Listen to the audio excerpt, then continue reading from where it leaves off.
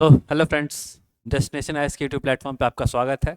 और मैं अभिषेक सिसोदिया डेली की तरह आपके सामने करंट अफेयर्स लेकर के आया हूँ, जो कि आपके 17वीं बीपीएससी के लिए काफ़ी ज़्यादा इंपॉर्टेंट होगा। तो देखते हैं आज हम लोग का इंपॉर्टेंट टॉपिक्स क्या क्या है।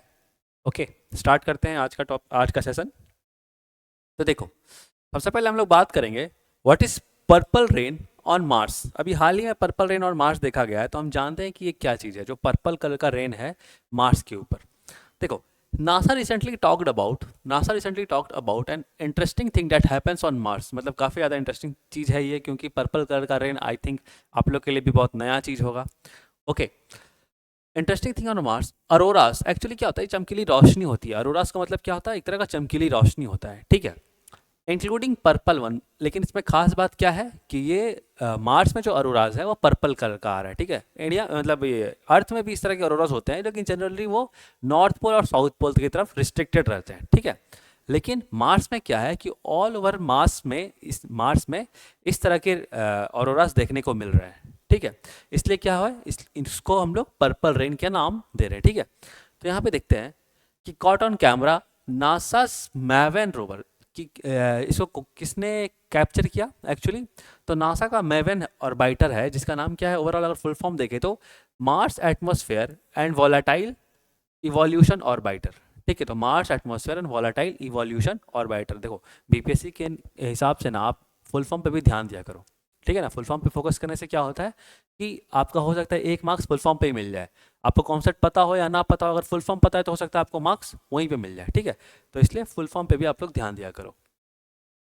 मैवन का फुल फॉर्म बता दे रहे हैं, जिसने इस पर्पल रेन को कैप्चर किया है एक्चुअली नासा का एक ऑर्बिटर है, जो कि इमेज कैप्चर करता है। तो उसी ने इस इमेज को कैप्चर किया, ठीक है। तो देख लेते हैं मैवन का फिर से full form, Mars atmosphere and volatile evolution orbiter imaging ultra violet spectrograph. तो अल्ट्रा वायलेट रेस के बेसिस पे ये काम करता है।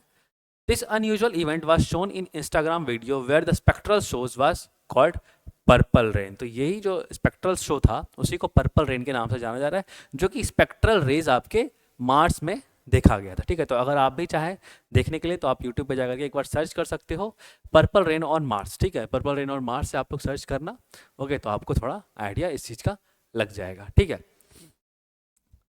आगे मूव करते हैं। तो हम लोग बात करेंगे एटोको पॉइंट। एटोको पॉइंट, तो देखो, सबसे पहले तो क्वेश्चंस यहीं पे राइज होते हैं कि आखिर ये सब पॉइंट्स है कहाँ। हो सकता है आपसे क्वेश्चन आ जाए कि एटोको पॉइंट कौन कौन कौन से प्लैनेट में है, ठीक है। तो आप ध्यान रखना, उसमें आपको फिर मार्स हिट करना है, ठीक है ना। देखो यहाँ पे NASA's rover NASA's rover spots strikingly mysterious rock. मतलब एक बहुत ही आश्चर्यजनक रॉक मिला है आपका, कहाँ पे, seen before never seen before. मतलब इससे पहले उस तरह की चीज़ें, उस तरह का रॉक्स नहीं देखा गया था। कहाँ पे, ऑन मार्स, ठीक है। तो यहाँ पे आपका 1 मार्क्स यहाँ पे बनता है। अगर आपसे क्वेश्चन पूछा जाए एटोको पॉइंट कहाँ से रिलेटेड है, ऑप्शन आपको दे दिया, मरकरी, वीनस, अर्थ, मार्स, इस तरह से जुपिटर, कोई भी ऑप्शन आपको क्रिएट किया जा सकता है। आपको पहचानना है कि मार्स, ठीक है ना। इस तरह क्वेश्चंस आपके जनरली एग्जाम्स में बनते हैं।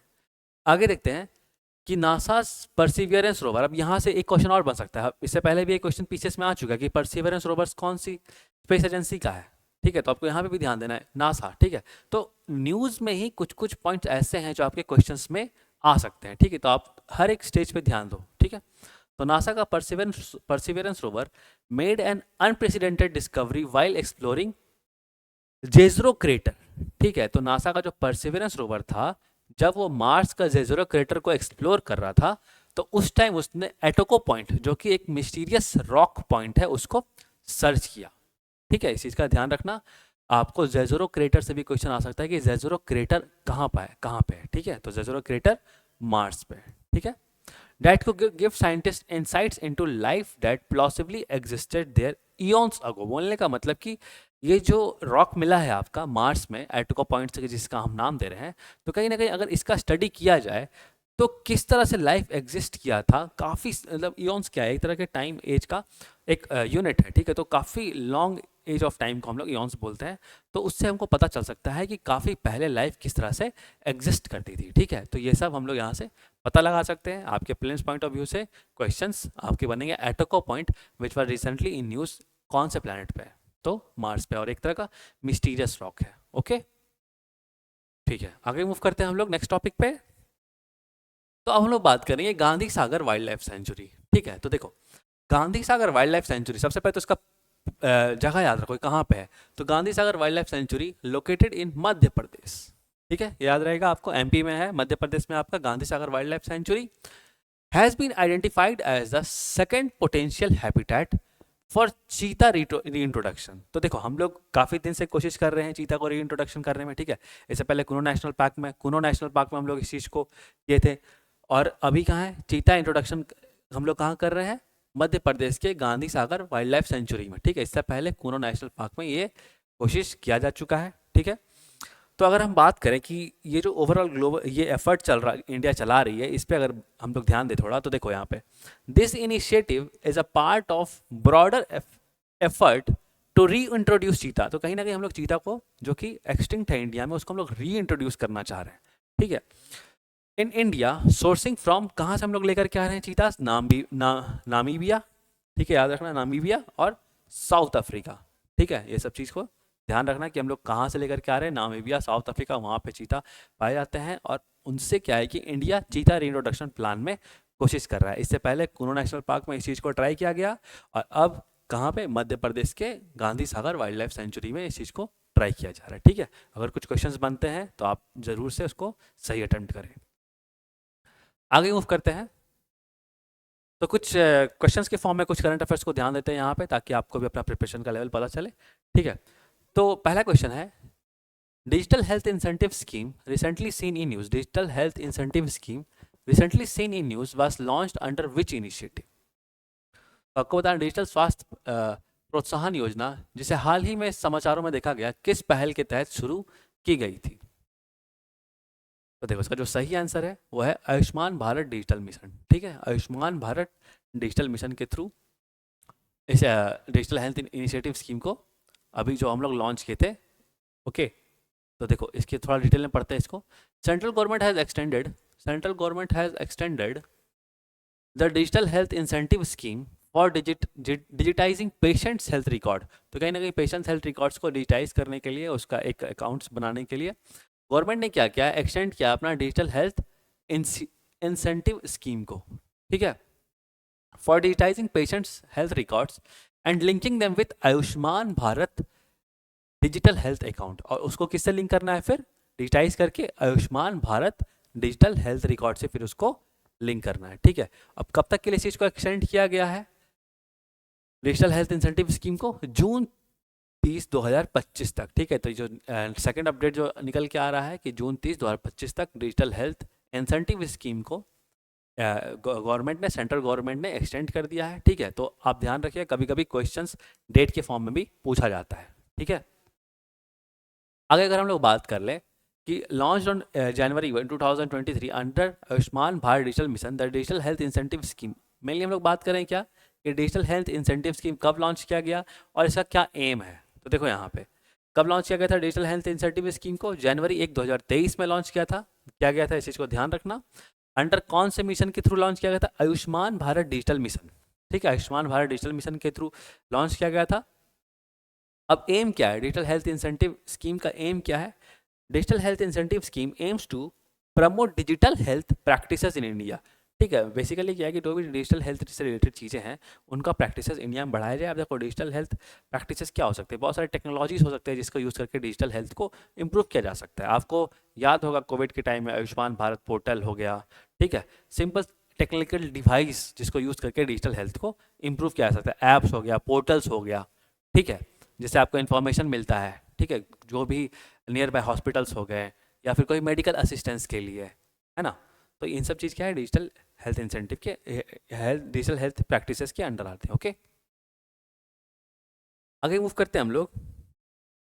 अब बात करेंगे what is the name of mobile app recently launched by National Crimes Record Bureau, NCRB short form में, to provide information about new criminal laws. तो नया क्रिमिनल लॉस के बारे में आपको जानकारी देने के लिए एनसीआरबी के द्वारा कौन सा अभी रिसेंटली मोबाइल ऐप बनाया गया है। तो देखो इसका जो सही आंसर है वो है NCRB Sankalan of criminal laws. ठीक है, आपराधिक कानून का एनसीआरबी संचालन। ठीक है, तो संकलन किसका कर रहे हैं हम लोग, NCRB Sankalan of criminal loss, ये आपका ऐप का नाम है, ध्यान रखिएगा इस चीज़ को। थोड़ा सा इस ऐप के बारे में हम लोग थोड़ा डिटेल पढ़ते हैं यहाँ पे। National crime records bureau has launch the, NCRB ने क्या लॉन्च किया है, launch the NCRB Sankalan of criminal laws, ठीक है, mobile app to provide comprehensive information on new criminal laws. तो नए क्रिमिनल लॉस के ऊपर ओवरऑल इंफॉर्मेशन देने के लिए NCRB, national Crimes Record bureau ने क्या लॉन्च किया है, NCRB Sankalan of criminal laws, ठीक है। अब थोड़ा ऐप के बारे में जानते हैं। द ऐप कंपाइल्स भारतीय न्याय संहिता, ठीक है, तो भारतीय न्याय संहिता, उसके साथ और कौन किस किस चीज़ों को ऐप कंपाइल करता है उसको देख लेते हैं हम लोग यहाँ पे। तो भारतीय नागरिक सुरक्षा संहिता, ठीक है, तो सबसे पहले क्या था, भारतीय न्याय संहिता, भारतीय नागरिक सुरक्षा संहिता और भारतीय साक्ष्य अधिनियम विथ फीचर्स लाइक। अब इसमें क्या है, इन देखो इन तीनों चीज़ों को क्लब किया, कौन कौन सी चीज़ों को क्लब किया है, फिर से रिपीट करते हैं, भारतीय न्याय संहिता, दूसरा भारतीय नागरिक सुरक्षा संहिता, तीसरा भारतीय साक्ष्य अधिनियम, ठीक है, विथ फीचर्स लाइक। अब क्या है ना कि इनको चैप्टर वाइज, सेक्शंस वाइज बांटा गया है ताकि आप इजीली किसी पर्टिकुलर प्रोविजंस को आराम से जाकर के चैप्टर वाइज या पेज वाइज भी सर्च कर पाएँ, ठीक है, like chapter wise and section indexing. तो क्या होगा कि कोई भी आपको कानून को सर्च करने में ज़्यादा प्रॉब्लम नहीं होगी इस पर्टिकुलर ऐप के थ्रू, ओके। और उसमें और भी क्या फीचर्स है, ओल्ड टू न्यू लॉज, पुराने लॉज क्या थे, अब उसके बदले नए लॉज क्या आ रहे हैं, उस चीज़ के बारे में भी कंपैरिजन दिया हुआ है, ठीक है, कंपैरिजन चार्ट दिया हुआ है। ऑफलाइन फंक्शनैलिटी, तो कहीं ना कहीं ये ऑफलाइन भी आपका काम करेगा, तो इससे पता चल रहा है कि कितना ज़्यादा सजग है एनसीआरबी, मतलब आम जनता को लेकर के, ठीक है, ताकि आप अपने जो भी वहाँ पे लॉज है उन चीज़ के बारे जागरूक हो सके। अवेलेबल ऑन गूगल प्ले, तो ये कहाँ पे अवेलेबल है, गूगल प्ले में इजीली अवेलेबल है, एप्पल ऐप स्टोर पे भी अवेलेबल है, ठीक है। तो बेसिकली दिखाया जा रहा है कि जनहित के लिए इस चीज़ को लॉन्च किया गया है। इट बेनिफिट्स द पब्लिक, किसके किसके लिए सहायक रहेगा, बेनिफिट्स द पब्लिक, कोर्ट के लिए भी सहायक रहेगा, ऑफिसर्स, एडवोकेट्स, ठीक है, law students and police officers. तो इनको क्या होगा कि बहुत बार ज़रूरत पड़ता है इस तरह के कानूनों को कभी कभी देखने का, ठीक है, तो आप आराम से आके विजिट करके वहाँ पे आराम से चीज़ों को समझ सकते हैं। तो ध्यान रखिएगा, NCRB has launched NCRB Sankalan of criminal laws mobile app, ठीक है, इस ऐप का नाम क्या है, NCRB Sankalan of criminal laws mobile app, okay. आगे मूव करते हैं नेक्स्ट क्वेश्चन पे। तो आप बताइए, operations undertaken by the army towards upliftment of local population, upliftment of local population in remote areas to include addressing of their basic needs. तो army के द्वारा अभी कौन सा ऑपरेशन चलाया गया था ताकि लोकल पॉपुलेशन को, जो कि रिमोट एरियाज में रह रहे हैं, उनकी जो भी बेसिक नीड्स हैं, उनकी जो मूलभूत ज़रूरतें हैं, उनको पूरा किया जा सके। आपके ऑप्शंस हैं ऑपरेशन संकल्प, ऑपरेशन मैत्री, ऑपरेशन सद्भावना या ऑपरेशन मदद। आई थिंक ये इजी है, या वेरी गुड। तो क्या है इसका आंसर, ऑपरेशन सद्भावना, ठीक है। देखते हैं इसके बारे में, पढ़ते हैं थोड़ा। तो देखो, operation Sadbhavana is a unique human initiative undertaken by Indian army. Indian army ने ऑपरेशन सद्भावना लॉन्च किया, कहाँ पे लॉन्च किया, then that is Jammu and Kashmir, ठीक है, और लद्दाख रीजन में, जम्मू एंड कश्मीर लद्दाख रीजन में, क्योंकि यहाँ पे क्या है, बेसिकली बहुत सारे एरियाज ऐसे हैं जो रिमोट है, ठीक है, बहुत सारी वहाँ पे बेसिक सुविधाएं नहीं मिल पाती है, कुछ टेरेन्स ऐसा है, कुछ डेवलपमेंट कंस्ट्रक्शन उतना अभी डेवलपमेंट की स्थिति नहीं है। तो इसलिए क्या हुआ, इंडियन आर्मी ने जम्मू कश्मीर और लद्दाख जैसे रीजन में ऑपरेशन सद्भावना लॉन्च किया। किस लिए, mainly to address aspirations of people affected by terrorism. बहुत आतंकवाद का बहुत असर है वहाँ पे, ठीक है, टेररिज्म से, ताकि उन लोग टेररिज्म के कारण जो भी उनको फैसिलिटीज़ नहीं मिल पाए, उसके उस चीज़ के लिए उनको कुछ फैसिलिटीज़ प्रोवाइड किया जा सके। Sponsored and abetted by Pakistan. अब क्या है कि टेररिज्म के कारण या फिर कुछ प्रॉब्लम जो कि पाकिस्तान क्रिएट करता है, तो इन सब चीज़ों के कारण क्या होता है कि वहाँ पे बहुत बेसिक नीड्स जो है बंद रहती हैं। सिक्योरिटी को लेकर के आप भी बहुत बार सुने होंगे कि पुलिस का या फिर आर्मी का डिप्लॉयमेंट के कारण वहाँ पे जो लोग बहुत ज़्यादा परेशान हैं, ठीक है। तो कहीं ना कहीं इसको काउंटर करने के लिए आपका ऑपरेशन सद्भावना लॉन्च हुआ है। थोड़ा सा जानते हैं कि इसमें ग्राउंड लेवल पे क्या काम हो रहा है। एज पार्ट ऑफ ऑपरेशन सद्भावना, Indian army is undertaking multiple welfare activities. बहुत तरह की वेलफेयर एक्टिविटीज़ को वहाँ पे इंडियन आर्मी कर रही है। थोड़ा देखते हैं हम लोग। Such as running of army goodwill school, army goodwill school चलाए जा रहे हैं वहाँ पे। उसके बाद इंफ्रास्ट्रक्चर डेवलपमेंट प्रोजेक्ट्स, ठीक है, इंफ्रास्ट्रक्चर को डेवलप करने के लिए कुछ प्रोजेक्ट्स वहाँ पे चलाए जा रहे हैं। फर्दर अगर और हम बात करें तो एजुकेशन टूर्स किए जा रहे हैं for the childrens living in remote areas of union territory of Ladakh. तो कहीं ना कहीं जो बच्चे बहुत आपके ऐसे एरियाज़ में रह रहे हैं जहाँ पे एजुकेशन की सुविधा नहीं है, तो उस चीज़ को पूरा करने के लिए इंडियन आर्मी क्या कर रही है, वहाँ पे एजुकेशनल टूर्स कर रही है, ठीक है। तो बहुत बढ़िया स्टेप है इस तरह का स्टेप लेना, आई थिंक सो, ताकि हम लोग जो एज अ होल इंडिया की जो बात करते हैं, एक सुसंगठित इंडिया की जो बात करते हैं, ठीक है, तो उससे क्या होगा कि इस तरह के स्टेप से क्या होगा कि दिखेगा कि हम लोग बहुत ज़्यादा सजग हैं हमारे रिमोट एरियाज जो कि बहुत ज़्यादा दिक्कत में उनके लिए भी, ठीक है। तो आप ध्यान रखना, ऑपरेशन का नाम है ऑपरेशन सद्भावना, ओके। आगे मूव करते हैं, नेक्स्ट क्वेश्चन है आपके लिए, what is Nag Astra one recently seen in news. Nag Astra one जो कि रिसेंटली न्यूज में देखा गया, वो क्या चीज़ है?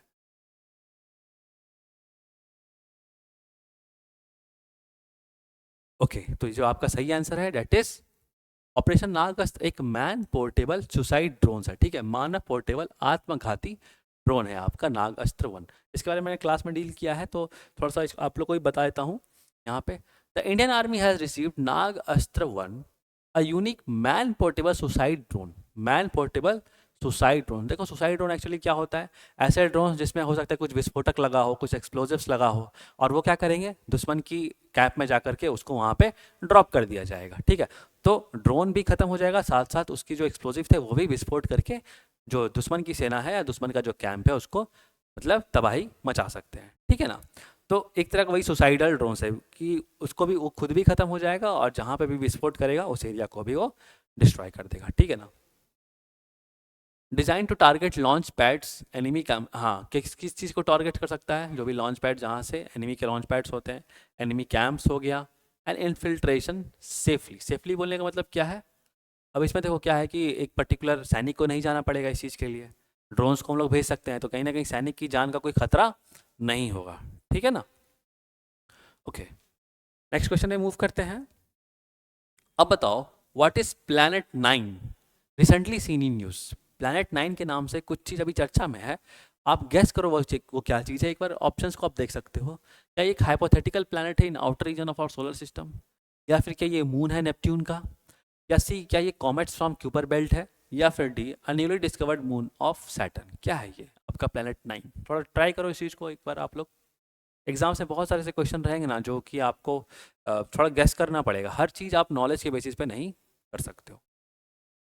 तो देखो इसका जो सही आंसर है that is a hypothetical planet in outer region of our solar system, मतलब हमारे सौर परिवार के बाहरी क्षेत्र में एक काल्पनिक ग्रह है आपका, जो कि अभी एग्जैक्टली पता नहीं चला है, लेकिन साइंटिस्ट इसको हाइपोथेटिकली सोच रहे हैं, तो वही प्लैनेट है आपका प्लैनेट 9। थोड़ा सा देखते हैं इसके बारे में हम लोग। देखो astronomers have been searching for a hypothetical astronomers have been searching for a hypothetical ninth planet, planet 9 in outer solar system, बाहरी सोलर सिस्टम में, ठीक है, फॉर नियरली अ डिकेड, लगभग 10 साल से ये खोज चल रही है। उनका मानना है कि बाहरी सोलर सिस्टम में कुछ ऐसे और भी प्लैनेट्स हैं, तो उसकी उसी के सर्च का जो प्रोजेक्ट है उसको प्लैनेट 9 बोला जा रहा है। और प्लैनेट 9 के लोग जो जो आइडिया लगा रहे हैं, जो प्लैनेट है उसके बारे में बोला जा रहा है कि planet 9 is estimate to be 5 to 10 times mass of earth, कहीं ना कहीं अर्थ के मास के 5 से 10 गुना मास से आपका जो प्लैनेट 9, जो अभी काल्पनिक है, अभी पता नहीं चला, लेकिन थोड़ा बहुत कैलकुलेशन के हिसाब से जो साइंटिस्ट है, एस्ट्रोनॉमर्स हैं, इस चीज़ का दावा कर रहे हैं, ठीक है। तो planet 9 estimated to be 5 to 10 times the mass of earth with a highly elliptical orbit, तो बहुत ज़्यादा एलिप्टिकल ऑर्बिट है उसका, ठीक है, ranging from 400 to 800 astronomical unit from sun.